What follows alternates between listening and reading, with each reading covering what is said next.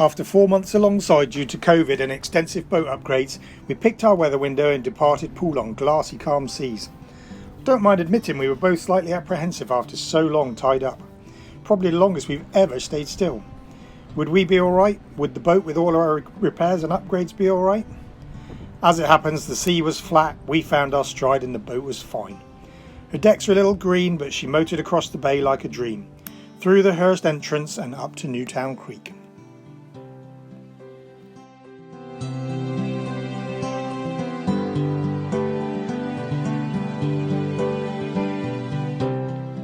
Newtown Creek is one of our absolute favourite spots.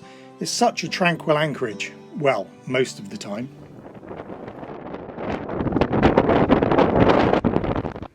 We saw gusts of 40 knots, which can be a challenge for an anchor, so we were very glad of Newtown's thick mud and our oversized ground tackle.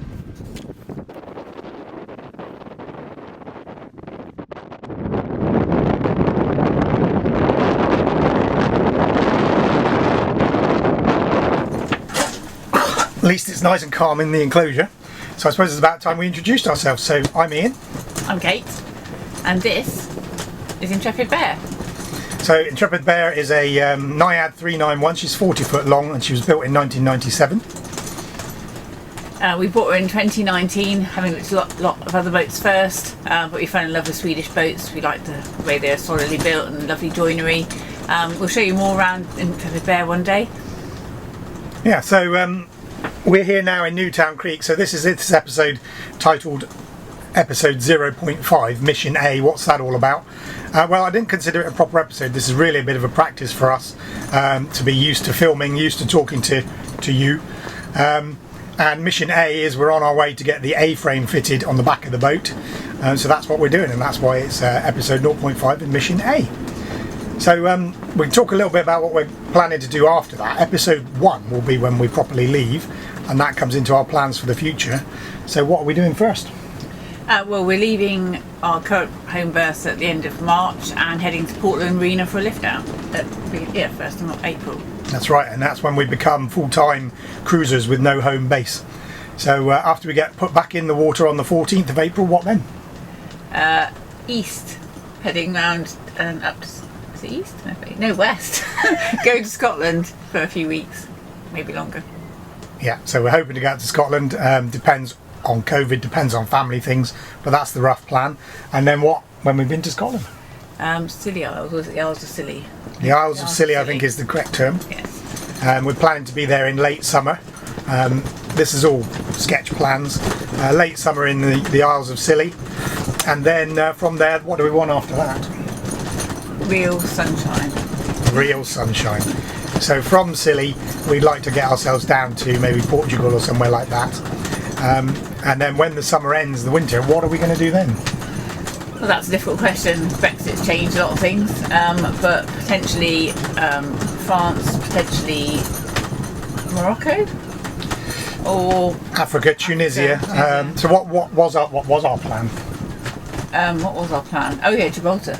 Gibraltar. We were set on Gibraltar for the winter, but then they just may have moved into the Schengen zone, although we don't quite know the full outcome of that yet. But it looks like we might not be able to go there to escape Schengen. So we're looking at maybe Tunisia, maybe a visa for France. Worst case scenario, back in the UK, but would really rather be somewhere a bit warmer. Yep. So those are our rough plans. So we'll get on with the rest of this episode. What we're doing today, it's still a bit windy. You saw the wind yesterday. We had a bit of a lively night. Still a bit windy today. If it drops off, I'll blow up the dinghy later. We might get ashore later today. If not, we'll definitely go ashore tomorrow when the wind's dropping right down. We'll have some exercise, maybe go for a run or a walk. Then we head up to Southampton on Friday. And then after that we go to Hayling Island to get the A-frame fitted. Well, that should be interesting because we'll be on a drying berth there. So we'll be putting Intrepid Bear into a mud berth to have the A-frame fitted. So that could be interesting, if not a little nerve-wracking. So we've got to get back to Poole in time for my last week of work. Yes, so we've got to be back at Poole hopefully before Thursday for Kate to go to work. But we do have a contingency plan that we could go into Lymington, go home and get a car, and Kate could work from there. But she finishes work. When do you finish work? 10th of March. 10th of March. And then that's it. No more work ever, ever, ever. Go sailing. So we'll keep you updated with the rest of what's going on. Well, the wind never did ease, so it was an early night to wait and see what tomorrow brings.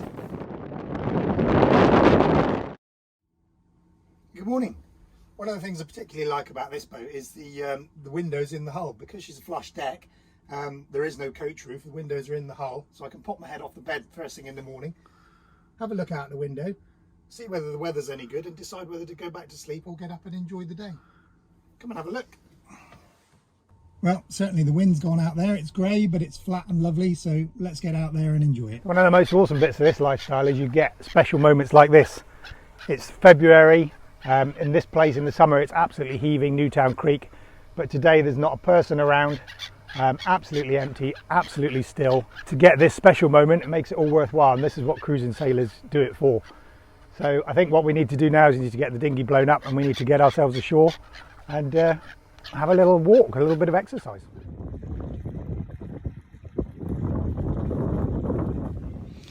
Now at this point, remember what I said earlier about getting up or staying in bed. Sometimes you just wish you'd stayed in bed. And that is one wet book. Is it? So why was your butt wet? Why are you sat in a towel? Well, we were just putting the dinghy in the water, went to take the outboard off the back, and the ensign on its flagpole leapt into the water. Quickest way to rescue it was with the kayak, but with emergency kayak launch you can't put the bungs in, you can't put a seat in, so you have to sit in a puddle of water. So that's what I did to save the ensign. And it's back. It's back, it's soggy, and so am I. There's your wet trousers, and there's a soggy ensign. All smells ends well. After drying out, we did get the dinghy launched, and after a few more little issues, eventually we did get out on our dinghy mission.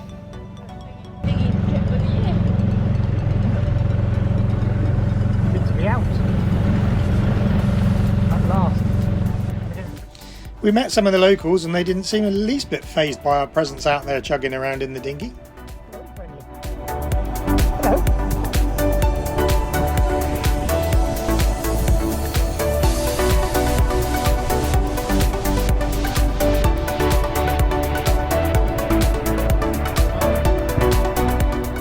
One of our absolute favourite things to do is exploring backwaters in the dinghy. In the upper reaches of Newtown Creek are all sorts of creeks and old abandoned structures which we believe were once part of the salt industry here. So just out for our first dinghy mission of the year. There's always something good to look at. Wherever you go in a dinghy there's always backwaters, can't beat it. Just have a look at all of this around here. All that structure there, no idea what it is. The salt marshes, I think. You reckon? Yeah, you did say something about that. So it could be something to do with salt marshes and salt works. No idea, but it's just all really interesting. Get up there in a dinghy or a kayak. It's really... So after a great time exploring all the backwaters, it was time to get ashore for the first time in 3 days. What's it like to stand on firm ground after 3 days? Oh, nice. Nice. Quite a nice beach for landing on because it's really deep. I haven't even had to tilt the engine. You'll miss the soggy bit. There you go. Some of the areas around Newtown are restricted as they're a nature reserve, but there's still plenty of room to get out and explore.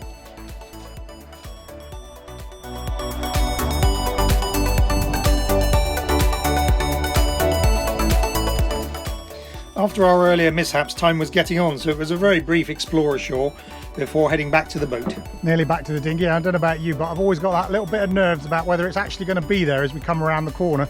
So it's always a bit of a celebration. Oh yeah, I can see it. A bit showing up on the camera, but there it is.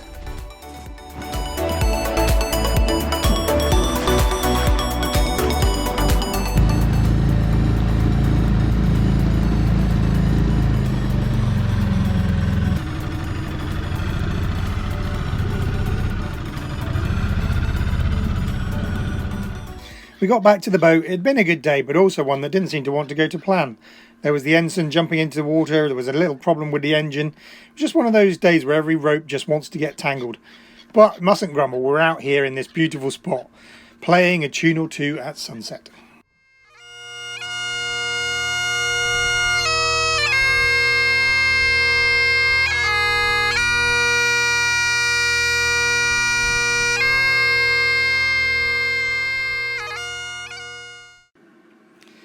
Now you think it was calm and special this morning, wait until you see tomorrow.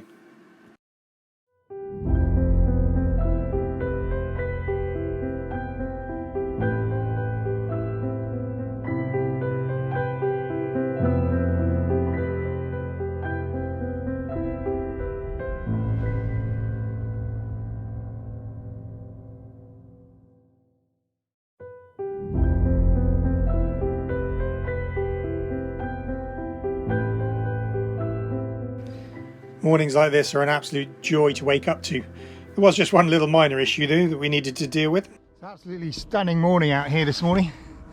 No wind. Just have a look around at this. It's a cracking morning.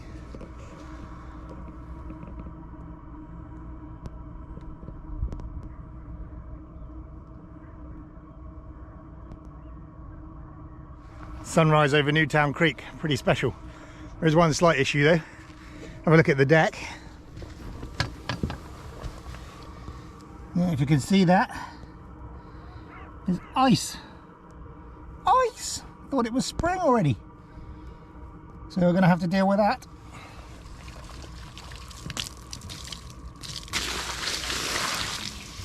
So yeah, that's one way to do it. If it's just minor ice, as in I wouldn't recommend this in the Baltic or you know, where the sea freezes, just a minor bit of frost. Just give it a swilling down with a bucket with salt water, and it soon sorts it out. So there you go, that's how we get rid of frost.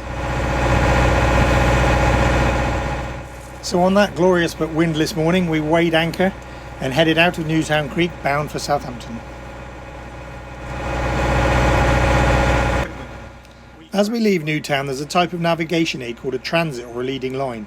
In order to stay in safe water when you're entering or exiting, you keep the two markers in line. In this case, there's a Y-shaped pole at the front and a circle on a pole behind it.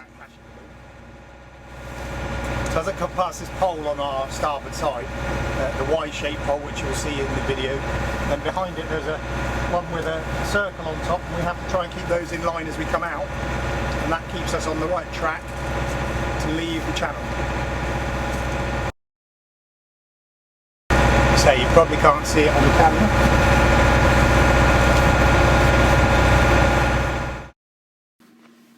So, I knew it wouldn't be easy to film whilst trying to keep the boat safe, so I sent the drone up the night before. You can clearly see how they appear to move as you go from side to side. And once you're in line on the right track like this, you can see they're lined up. Obviously when you're heading inbound, there is a time you have to come off the leading line, otherwise you will hit the pole.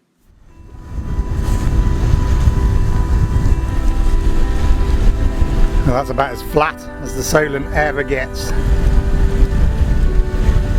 Doesn't get much more stunning than that.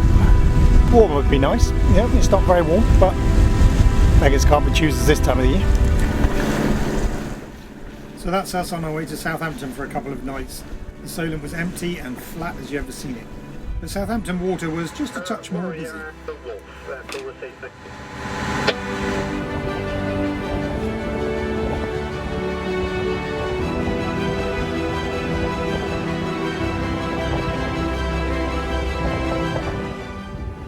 Look at this absolute monster in pink. Don't think I've seen a pink one like that before. Huge. One stalk it's called. Blocking out the skyline. Then around the corner, past an idle cruise ship and approach the marina. There is a tight turn around the wave screen into Town Quay. Sorry? Yeah, it's a tight turn here, that's for sure. We should be alright with the little bear.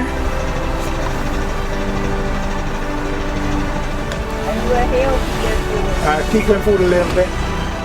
But a long empty visitor pontoon, and with no wind we just came gently in, chucked on a stern line and motored gently forward against it to lock the boat in while we secured her with the lines. We need those fenders up a little bit. Yeah. It's quite a high wall, isn't it? Just going to hover here while Kate puts the fenders up a little bit. There's a great big rubbing strake on the wall, which I don't know if you can see, but you will in a minute. Once they're ready, I can just drive forward against that stern line and the boat will just bring herself in. We're good?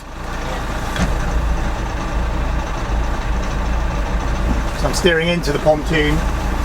That line on the back is going to pull us in. and the boat will just slowly lever herself alongside. When you're safe to get ashore, babes, if you just step ashore and go and get the bow line, but no jumping required. Right, there's a little spring line pulling forward against the stern line. That's plenty for now, especially in these conditions. We'll add another spring if we need to. But as far as I'm concerned, we're here. Engine off, kettle on. So there we are, all secure in Southampton. As it happened, we'd had a phone call the day before about a delivery that had worked out rather well. So a bit of a surprise. We had a phone call yesterday saying that we had a delivery, and we didn't realise it was going to coincide with us being in Southampton. I thought we was going to have to drive up here and get it, but our water maker has arrived, and you can see it all there. Quite a large chunk of equipment that I've now got to find some space for. Well, that was Friday. The next day, Kate was due in Southampton for laser eye surgery, leaving me with a couple of hours to kill, so I decided to turn the boat around so that we could have a quick getaway on Sunday. Morning, welcome to another beautiful morning on Southampton Town Quay Marina. That's Kate, just gone off to her appointment. She's going to get her eyes lasered this morning. That's why we're here in Southampton, and they've kindly let us stay. But tomorrow morning she's got an appointment, first sort of midday-ish, but we also need to get tomorrow from here, tomorrow is Sunday, from here to Chichester, hopefully before dark. I want to turn the boat around this morning. The reason for that is because in the position she's in, she has a prop walk to port. So when you put the engine astern, so when you go backwards, the back end's going to swing in. So that's going to make it quite difficult for me to reverse out of here. She doesn't respond to the rudder that well. She has got a bow thruster, but the back end will swing in. So I'd rather just be pointing that way so we can get a quick getaway. So what I'm going to do is I'm going to swing the boat around this morning, and I'm going to try a motorized technique to do that using a transom spring. Some people call it spronging. If you Google spronging, you might find it. The theory is this line here going to the outer quarter of the boat. As I drive forward, the pressure on this line is going to pull the back end of the boat towards me. That will tend to put the stern into the side here, so we'll have it well fended. But if I steer in towards the pontoon, the prop wash is going to be coming this way, which will push the back of the boat out. So the back of the boat is going to be pushed out. This is going to pull it, the rudder is going to push the boat out. This is going to pull it in. The resulting force, hopefully, the boat levers herself around, right the way round, until she gets to the other side and comes alongside that way round. So I'm going to set up all the fenders, and then we'll give it a go and see how it works out. So before he does that, just a quick visit from the future. We filmed this from three angles, and I could cut it all together and make it go a bit quicker, but I decided to just show you all three angles in real time. So it does take about 3 or 4 minutes for the full maneuver. So if you don't want to see it, then just fast forward 3 or 4 minutes and we'll be on to the next bit. Okay, on with the maneuver. Okay, so we're all let go. So what I'm going to do is steer in towards the pontoon and just click her gently ahead, and we'll see what happens. So the tension's coming up on that stern line. I'm going to go forward a bit. So even though I'm pointing outwards, the stern's going to come in. But I've got those two big fenders there, so that's fine. Okay, so the stern's in contact. And you can see how it's starting to work. She's levering out. Just adjusting the helm slightly. So the fenders are loose now, so the boat's clear. So I can steer a bit more and put a little bit more power on. And she's just coming around now, nice and steady. So we just take our time, there's absolutely no rush at all.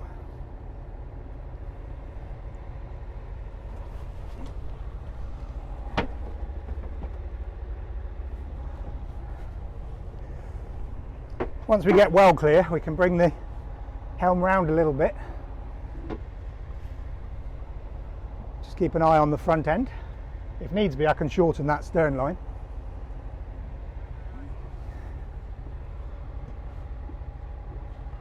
Just adjusting the steering gently.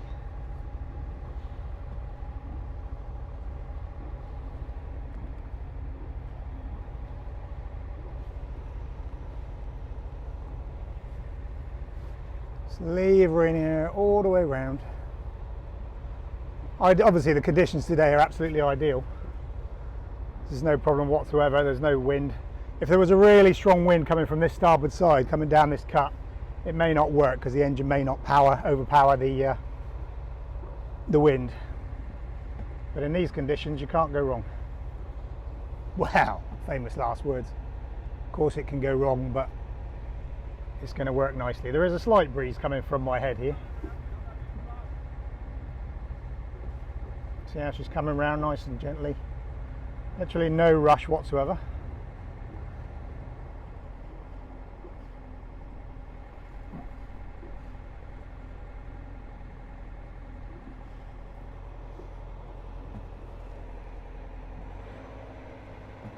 Well clear on the bow. A little bit more power.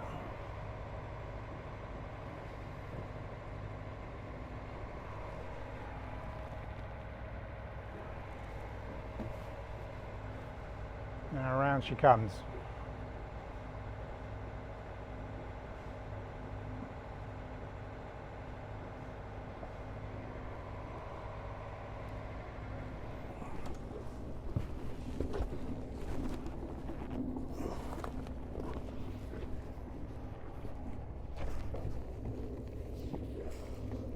Set up a couple of fenders. I knew to get something with all those cameras and everything.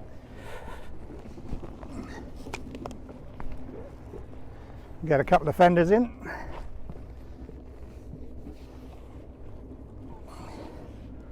That'll be enough just for getting her in there.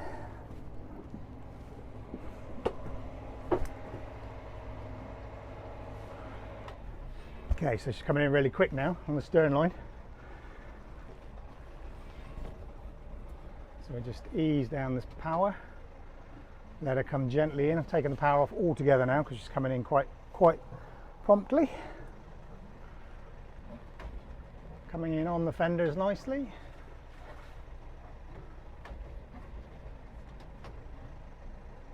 And there we go. Touchdown, as they say. Now, with the stern line on, I can settle her all down. Just balancing the helm. Because there she is. And there you go, once you've got the power on and the stern line on, she's not going anywhere. The boat's nice and steady. I've got all the time in the world to do the bow line and everything else.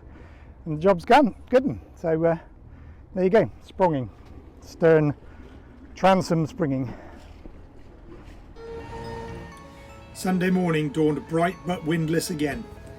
After a follow-up appointment for Kate, we slipped our berth around 10:30 bound for Chichester. Past Horse Sand Fort off of Portsmouth, and not having much choice in our timing, entered Chichester against a fierce ebb tide. Our speed over the ground dropped around 0.9 knots at one point, meaning the tide was probably around 4.5 knots.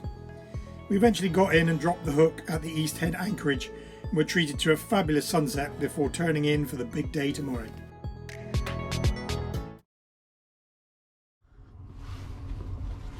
So today's the big day. We've got to go up to get the A-frame fitted up at Lapros on Hayling Island. It's a big day in more ways than one because just fitting the A-frame is quite exciting.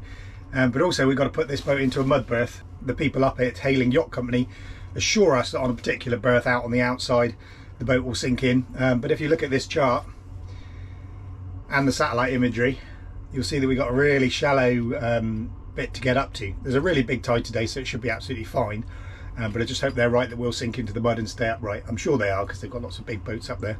Tide should be high enough. About 10:30 we'll weigh anchor and head up into that shallow green bit on the chart and see if we make it. So wish us luck. See you there. That's everything taken off the back rail. Must apologise for any sound quality this morning, but it's just you, me and the GoPro. I haven't got time to rig up any decent microphones, etc. So just got to wait for a bit of tide now and we can head up and get stuck in the mud. Okay, so the anchor's up, we're set off, heading up to find Millrythe as it's called. We're going to feel our way up there as the tide comes up. Don't mind admitting to being a little bit nervous about this. Putting your boat into shallow water intentionally is never something you want to do, but the tide is coming up, so if we do get stuck we will float off again. Would hate to be doing it on a falling tide. So let's go, let's get up there. Right, this is the bit where we turn off the main road onto the green. See the stake. Yeah, there's moorings over there which are a good sort of indicator as well. Follow the moorings, watch the depth.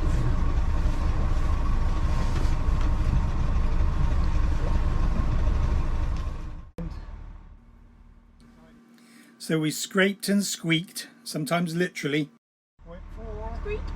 Yeah. our way slowly up the channel, occasionally coming to a gentle halt on the mud. We almost missed the last pair of posts that we had been warned about, but the beauty of doing it on a rising tide and a soft muddy bottom is that you will always float off again in the end. They said don't miss that last stake. That'll be this one here, look. Oh, that one. Yeah. No, that's a C. I reckon it'll be here. Yeah, there's our A-frame. Get ready to drop a ball in there when we contact. Right, we're aground again. Just have to hold here as the tide comes up. Yeah.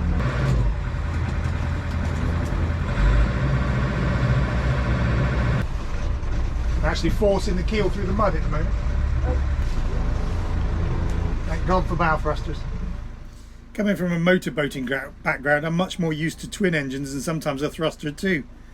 Intrepid Bear is semi-long keel and doesn't follow the rudder astern, so without the thruster this would have been quite a tough manoeuvre in that crosswind. Well, that was emotional, but we're here, so we're in this berth. Looks fine at the moment,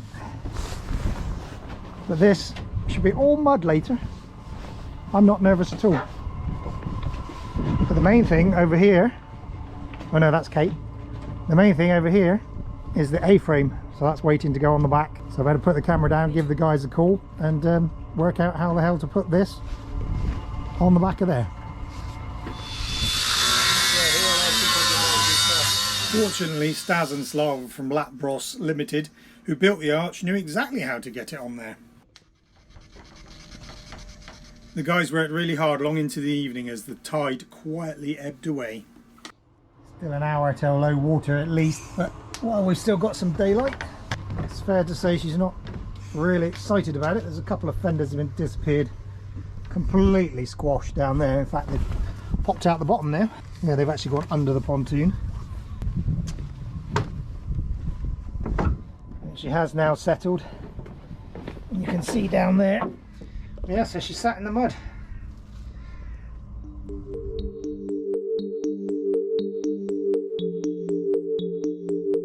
Work continued right up until dusk, followed by a night of little sleep as I had to be up at the next low water, which was at 0400, to make sure she settled on her fenders. The next morning the guys came back and finished up just in the nick of time for us to get out as the tide approached the next high water.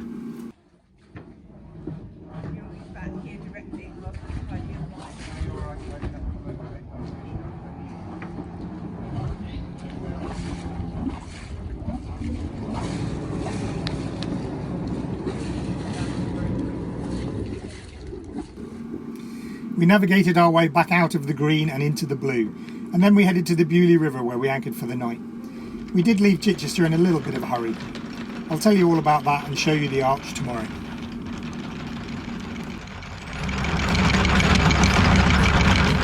That was a bit of a rapid departure from Hayling Island yesterday. We thought we were going to be staying an extra night because I was on a real deadline that I wasn't going to leave on a falling tide, because if you get stuck on the mud on a falling tide you're there for 12 hours falling on your side. So we had a 12:30 deadline. They finished the arch at 12:25, then found out that the clips for the guardrails didn't quite fit. So literally in about 6.5 minutes they trimmed them to fit and we were off. And so the arch is on. It's still got some finishing work for me to do, but we'll go outside and I'll show it to you.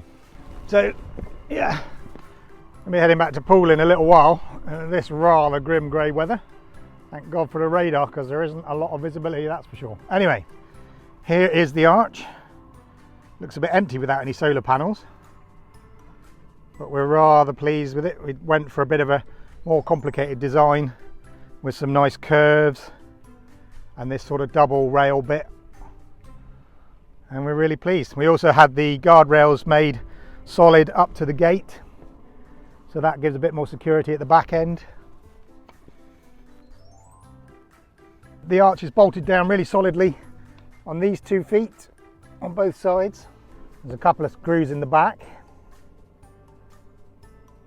but what I've got to do now is I've got to finish off bolting it through there and on the other side, and then I've got to find a way of getting the wires down through these holes all the way down through the deck and supplying the solar system. Not that solar system, the solar power system. Okay, so there you go. Look how great it is. There's a real fog coming in here. I'm going to have to get out through that very shortly and sail back to Poole. Nice. As we were coming down the Bewley River, we had 15 knots on the nose, 16 knots at times. So we thought we might actually get some sail up. And we literally got out into the Solent, turned to head down towards Hurst Castle, and this is the wind.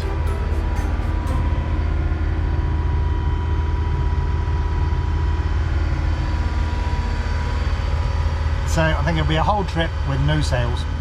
So as expected, there's not a lot of visibility out here. We've literally just left the Bewley River behind us over there, and nothing.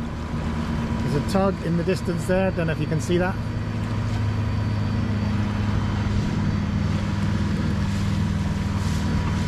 We're literally driving in a polytunnel, as my friend once described it. Just grey. Probably can't see it very well, but there's a spooky pirate ship coming out of the mist over there. Sail training ship Tenacious. Looks real spooky coming out of the mist. We're almost home. It's one of the ghostly abandoned cruise ships in Poole Bay. It's not really abandoned. They've been out here on rotation ever since lockdown first started back in March. That's his Anthem of the Seas, Royal Caribbean. Absolutely massive. You probably can't see it, but there's a fiberglass giraffe on deck up there. Just there. See if I can zoom in, but yeah, he probably won't show up on the camera.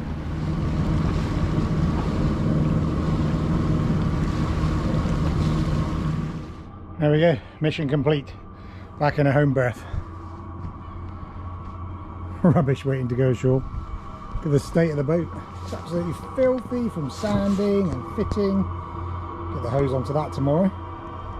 But yeah, so that was a 10, 11, 12 day mission.